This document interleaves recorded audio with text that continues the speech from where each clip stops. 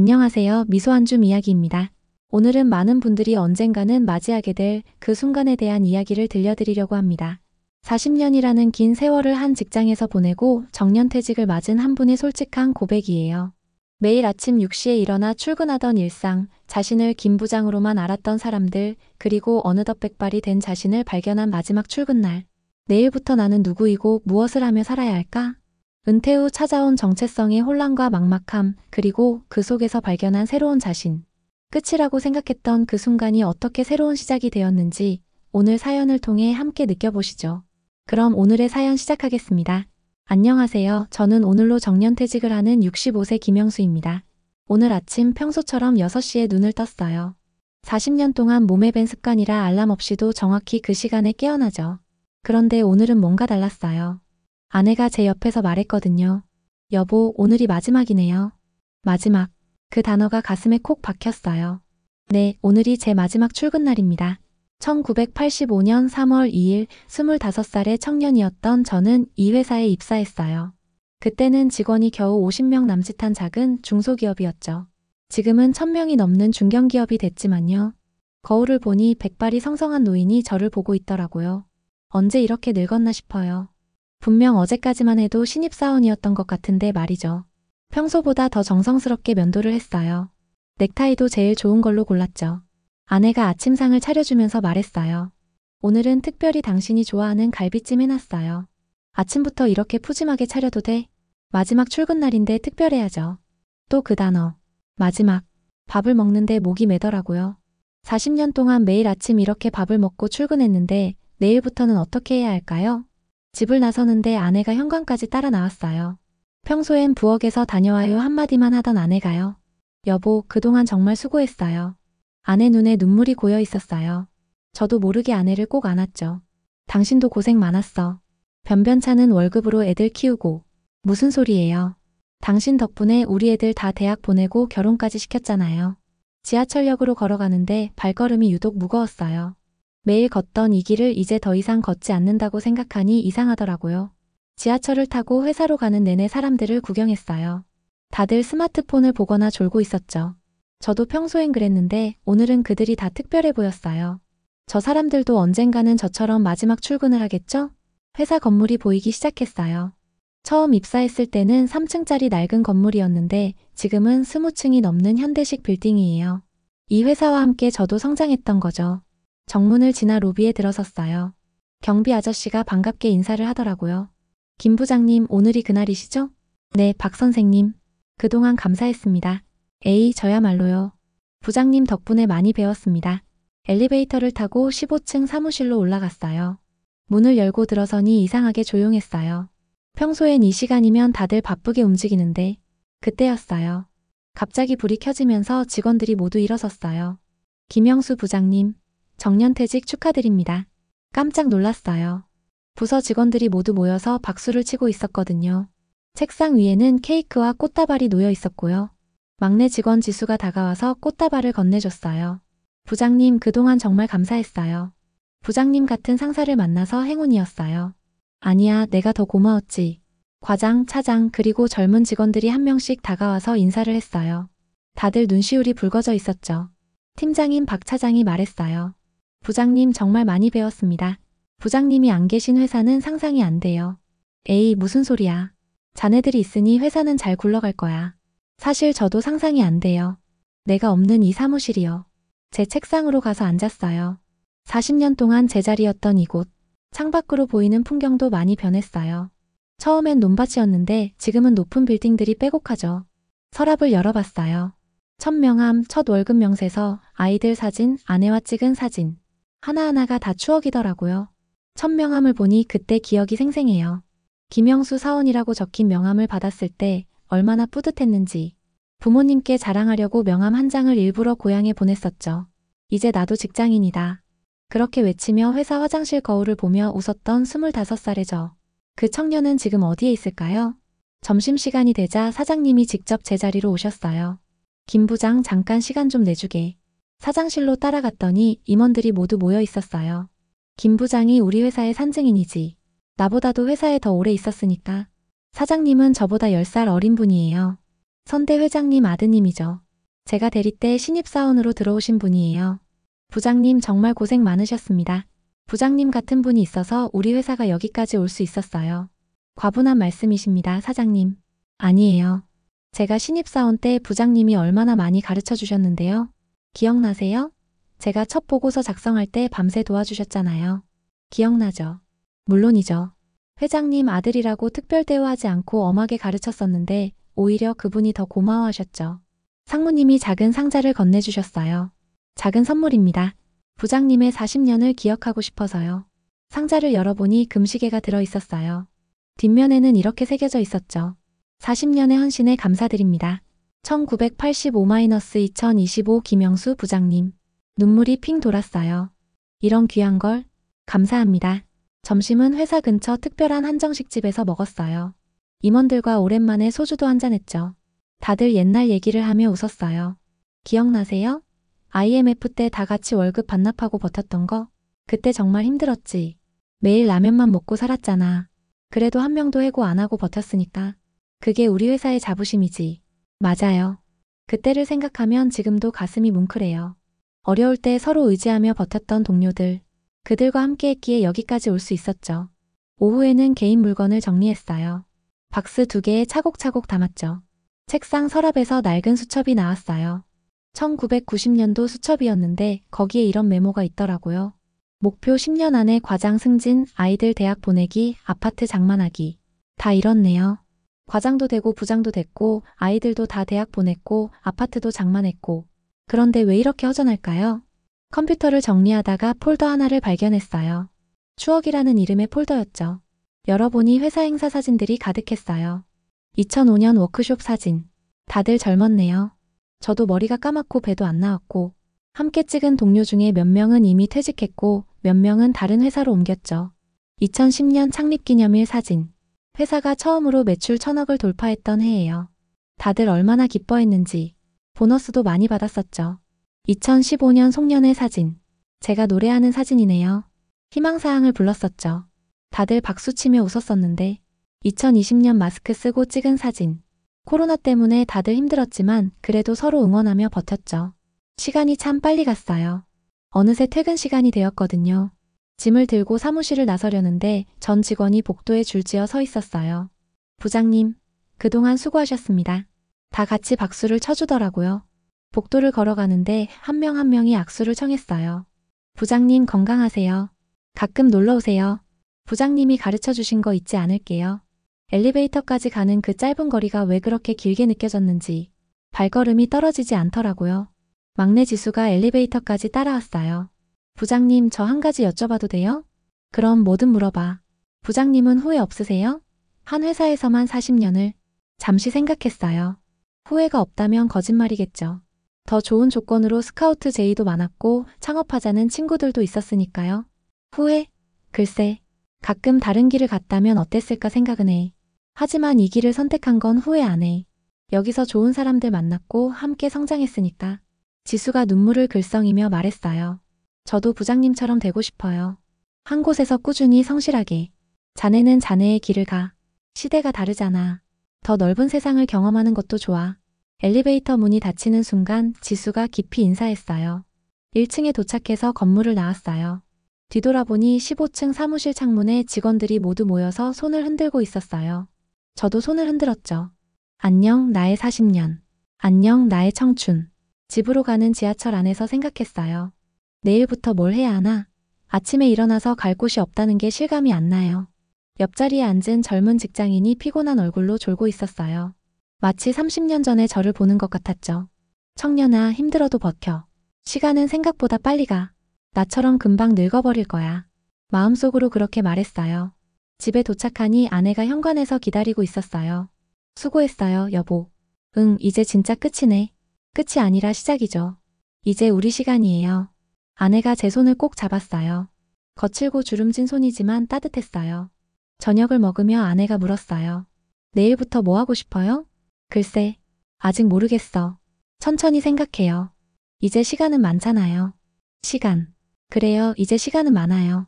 40년 동안 회사에 바쳤던 그 시간이 이제는 온전히 제 것이 됐어요. 그런데 이상해요. 자유로워졌는데 불안하고 해방됐는데 허전하고 이게 정년퇴직의 양면인가 봐요. 퇴직한 다음 날 아침 여전히 6시에 눈이 떠졌어요. 몸이 자동으로 일어나려고 하더라고요. 그런데 아내가 제 팔을 잡았어요. 여보, 이제 안 나가도 돼요. 아, 맞다. 나 이제 퇴직했구나. 다시 누웠지만 잠이 안 왔어요. 천장을 보며 멍하니 있었죠. 40년 만에 처음으로 평일 아침에 할 일이 없다는 게 이렇게 이상할 줄이야. 7시쯤 일어나서 거실로 나갔어요. 아내는 이미 아침 준비를 하고 있었죠. 뭐 특별한 계획 있어요? 아니, 없어. 그럼 오늘은 같이 시장이나 가요. 장 좀 보고. 시장이라. 평일 오전에 시장에 간다는 게 낯설었어요. 아침을 먹고 아내와 함께 동네 시장에 갔어요. 평일 오전 시장은 처음이었는데 사람이 꽤 많더라고요. 대부분 제 또래의 은퇴자들이거나 주부들이었죠. 어머, 김 부장님 아니세요? 동네 슈퍼 사장님이 반갑게 인사했어요. 오늘 회사 안 가세요? 아, 맞다. 어제 정년퇴직하신다고 하셨죠? 네, 이제 백수가 됐습니다. 에이, 무슨 백수예요. 이제 제2의 인생 시작이시죠. 제2의 인생이라. 다들 그렇게 말하는데 전 아직 실감이 안 나요. 장을 보고 집에 돌아오니 10시였어요. 평소 같으면 회의하고 있을 시간이죠. 습관적으로 핸드폰을 봤는데 회사 단톡방이 조용했어요. 아, 맞다. 나 어제 단톡방 나왔구나. TV를 켰어요. 평일 오전 TV는 또 처음이네요. 온통 홈쇼핑이랑 재방송뿐이더라고요. 채널을 이리저리 돌리다가 그냥 껐어요.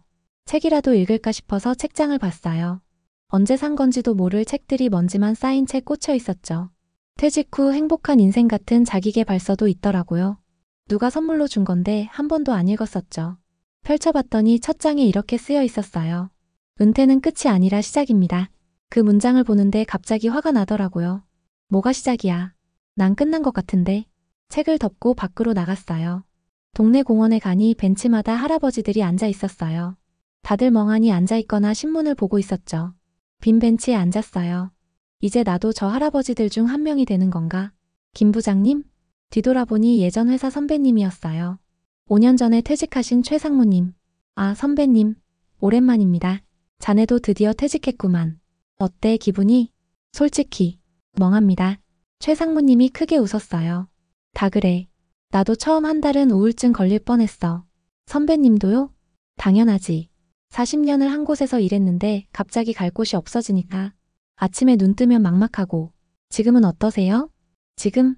너무 바빠서 숨 쉴 틈이 없어. 선배님은 퇴직 후에 시작한 일들을 얘기해 주셨어요. 노인정 자원봉사, 동네 도서관, 독서 모임, 등산 동호회, 손주들 돌보기.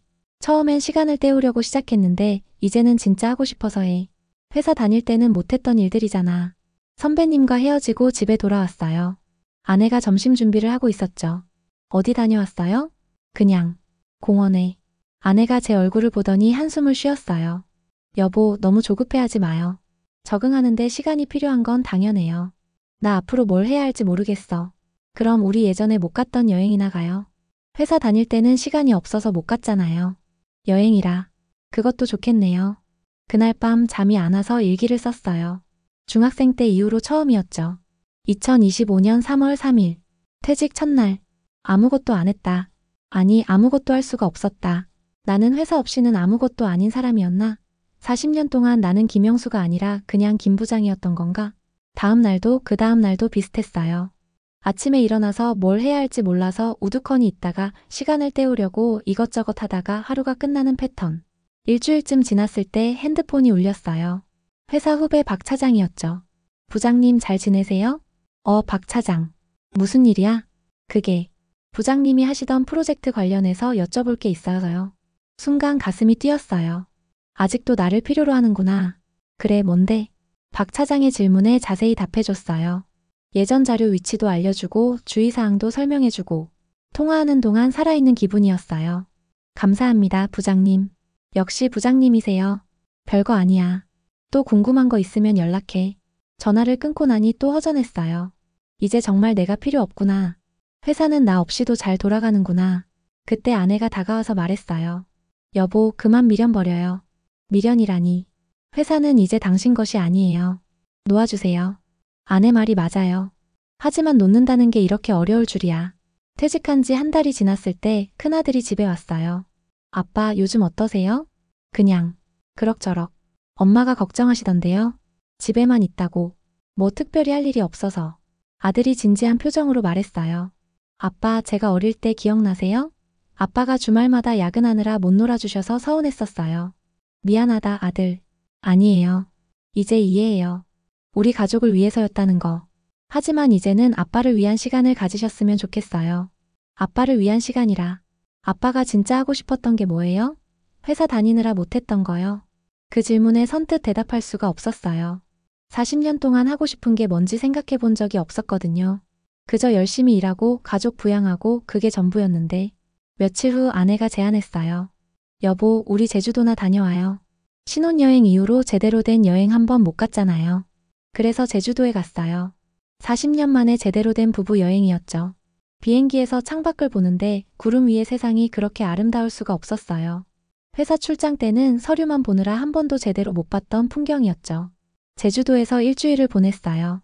올레길도 걷고 맛있는 것도 먹고 일출도 보고 한라산을 오르는데 아내가 말했어요. 여보, 우리 젊었을 때 같아요. 그러게. 그때는 이런 여유가 없었는데 돈이 없어서가 아니라 시간이 없어서였죠. 정상에 올라서 사방을 둘러봤어요. 탁 트인 시야, 맑은 공기, 그리고 옆에 있는 아내. 이게 행복이구나 싶었어요. 여행에서 돌아온 후 뭔가 달라졌어요. 더 이상 아침이 막막하지 않았죠. 동네 도서관에 가서 회원증을 만들었어요. 그리고 읽고 싶었던 책들을 빌렸죠. 역사책, 여행 에세이, 소설. 회사 다닐 때는 업무 관련 책만 읽었는데 이제는 순수하게 즐기면서 읽을 수 있었어요. 어느 날 도서관에서 시니어 독서 모임 포스터를 봤어요. 망설이다가 신청했죠. 첫 모임에 갔더니 저 같은 은퇴자들이 10명 정도 모여 있었어요. 다들 자기소개를 했는데 대기업 임원, 공무원, 교사, 자영업자. 다양한 배경의 사람들이었죠. 저는 김영수입니다. 한 달 전에 퇴직했고요. 아직 뭘 해야 할지 찾고 있습니다. 다들 이해한다는 듯 고개를 끄덕였어요. 모임 회장님이 말씀하셨죠. 우리 모두 비슷한 과정을 겪었어요. 은퇴 후 정체성 혼란이라고 하죠. 하지만 이제부터가 진짜 인생이에요. 그날 토론 주제는 죽기 전에 꼭 하고 싶은 일이었어요. 다들 솔직하게 얘기했죠. 손자들과 더 많은 시간 보내기, 아내와 세계 일주 자서전 쓰기, 봉사활동으로 사회에 보답하기. 제 차례가 왔을 때 갑자기 어릴 적 꿈이 떠올랐어요. 저는 기타를 배우고 싶어요. 고등학교 때 잠깐 쳤는데 대학 가면서 그만뒀거든요. 오, 좋은데요. 저도 색소폰 불어요. 나중에 합주해요. 그렇게 독서 모임은 제 새로운 커뮤니티가 됐어요. 기타도 다시 시작했어요. 동네 문화센터에서 기타 강좌를 신청했죠. 처음엔 손가락이 안 움직여서 속상했지만 매일 연습하니 조금씩 늘더라고요. 어느 날 저녁 아내 앞에서 로망스를 연주했어요. 삐걱거리긴 했지만 끝까지 쳤죠. 아내가 박수를 치며 웃었어요. 와, 우리 남편이 이런 재능이 있었네요? 재능은 무슨? 그냥 좋아서 하는 거야. 그때 깨달았어요. 좋아서 하는 것. 40년 동안 잊고 살았던 그 감정을요. 2달이 지났을 때 전에 다니던 회사에서 연락이 왔어요. 부장님, 고문으로 모시고 싶은데요. 일주일에 이틀만 나오시면 됩니다. 솔직히 고민됐어요. 다시 필요로 받는다는 게 기뻤거든요. 그날 밤 아내와 상의했어요. 당신이 하고 싶으면 해요. 하지만 정말 하고 싶은 건지 아니면 그냥 습관인지 생각해봐요. 밤새 고민했어요. 그리고 결론을 내렸죠. 죄송합니다. 감사한 제안이지만 이제는 다른 삶을 살아보려고 합니다. 전화를 끊고 나니 후련했어요. 정말로 놓아준 기분이었죠. 3개월이 지난 지금 제 하루는 이렇게 흘러가요. 아침 7시에 일어나서 아내와 함께 동네 한 바퀴를 걸어요. 아침 먹고 도서관에 가서 책을 읽거나 글을 써요. 네, 자서전을 쓰기 시작했거든요. 점심은 아내와 함께 먹고 오후에는 기타 연습을 하거나 독서 모임 사람들을 만나요. 일주일에 한 번은 양로원에 가서 어르신들 말벗 봉사를 하고요. 저녁에는 아내와 TV를 보거나 산책을 해요. 주말에는 손주들이 놀러 오죠. 이제는 손주들과 충분히 놀아줄 수 있어요. 할아버지, 또 놀러 올게요. 그래, 언제든지 와. 지난주에는 회사 후배들이 찾아왔어요. 부장님, 많이 젊어지셨네요. 그래? 이제 스트레스 안 받으니까. 부러워요. 저도 빨리 은퇴하고 싶어요. 빨리 은퇴하고 싶다고? 야, 지금을 즐겨. 일할 수 있을 때가 좋은 거야. 그래요, 모든 시기에는 그 시기만의 가치가 있어요. 일할 때는 일하는 보람이, 은퇴 후에는 자유의 기쁨이. 어제는 처음으로 동네 작은 카페에서 기타 공연을 했어요. 독서 모임 친구들이 다 와줬죠. 떨면서 연주했지만 끝까지 해냈어요. 앵콜, 앵콜. 다들 박수 쳐주는데 20대 때 밴드 하던 시절이 떠올랐어요. 그때 음악을 계속했다면 어땠을까? 하지만 후회는 없어요. 그 길을 갔다면 지금의 가족도 이 순간도 없었을 테니까. 집에 돌아와서 일기를 썼어요. 2025년 6월 1일. 은퇴 3개월. 오늘 처음으로 사람들 앞에서 기타를 쳤다. 실수도 많았지만 즐거웠다. 이제 알 것 같다.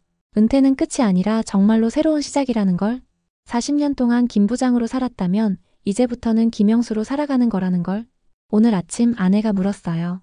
여보, 이제 뭐 하며 살지 알 것 같아요? 응, 알 것 같아. 하고 싶은 것 하면서 할 수 있는 것 하면서 해야 할 것 하면서 그렇게 살면 되는 거더라. 그게 인생이죠. 그래, 그게 인생이야. 창밖을 보니 햇살이 눈부시게 밝아요. 오늘도 도서관에 가서 자서전을 좀 쓰고 오후에는 새로 배우기 시작한 애모를 연습해야겠어요. 아, 그리고 내일은 아내와 등산 가기로 했죠. 회사 다닐 때는 상상도 못했던 평일 등산이라니. 이제야 진짜 제 인생을 사는 것 같아요. 늦었다고 생각할 수도 있지만 아직 20년, 30년이 남았잖아요. 그동안 못했던 것들을 하나씩 해나가면서 천천히 여유롭게 살아가려고요. 끝이 아니라 새로운 시작. 이제는 그 말이 무슨 뜻인지 알 것 같아요. 정말 많은 것을 생각하게 하는 사연이었습니다. 40년이라는 시간. 한 사람의 청춘과 중년을 모두 바친 그 세월이 하루아침에 끝났을 때의 그 허전함과 막막함. 아마 많은 분들이 공감하셨을 거예요. 하지만 이 사연의 주인공은 결국 깨달았죠. 정년퇴직은 김 부장의 끝이었지만 김영수라는 한 사람의 새로운 시작이었다는 것을. 회사에서는 할 수 없었던 일들, 미뤄두었던 꿈들, 그리고 가족과 함께하는 소중한 시간들. 하고 싶은 것 하면서 할 수 있는 것 하면서 해야 할 것 하면서 살아가는 것. 그것이 진정한 인생이라는 깨달음이 특별히 와닿네요. 오늘도 어디선가 열심히 일하고 계실 모든 분들께 그리고 새로운 시작 앞에서 막막해하고 계실 분들께 이 이야기가 작은 위로와 희망이 되었으면 좋겠습니다. 시청해주신 여러분 진심으로 감사합니다. 이 이야기가 마음에 와닿으셨다면 구독과 좋아요 한 번씩 그리고 댓글로 응원해주세요. 여러분의 응원은 더 좋은 이야기로 돌아옵니다. 지금까지 미소 한 줌 이야기였습니다. 감사합니다.